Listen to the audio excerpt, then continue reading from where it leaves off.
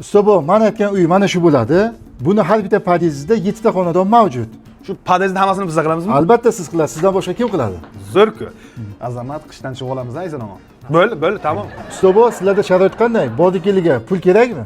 Usta bu kallani ishlating. O'zi qayerdan topaman shuncha kallani? Miyangizni ishlating usta bu. Mana men ishlatyapman bu yerdan beri. Bu pul beraman deyaptilar, so'rang, pul kerakligini ayting. Pul beraman deyapti. Ha. Shu mana shundan bir 10 dona kerak edi-da. Kamikostiga qolganini ish bitgandan keyin.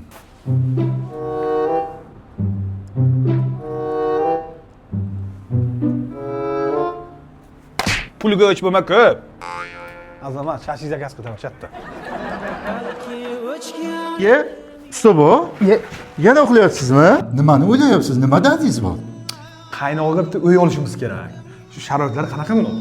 Sizga tayyor xonadon kerak bo'lsa, hamma xonadonlarimiz 2 xonadan iborat. Xohlang subsidiya qilib oling, xohlang 48 oyga pulini bo'lib to'lang. 100% to'g'rida, jo'ra Azamat. Assalomu alaykum. Assalomu alaykum. Usta bu, nima qilyapsizlar? Shaxmat o'ynayapmiz aka. Blok teramiz, ko'rmayapsizmi? Usta bu, rasvo bilan termaysizmi? Yo'q, hozir zamonaviy bular berasvor terladi, qarang. Hamma joyga shunaqa. Xo'p.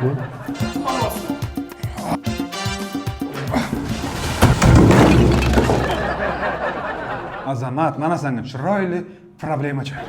Usta bu, nima bo'ldi? Hech narsa bo'lgan yo'q. Zamonaviy deb aytgan devoringiz yiqilib ketdi-ku. Luqman aka, baraka toping.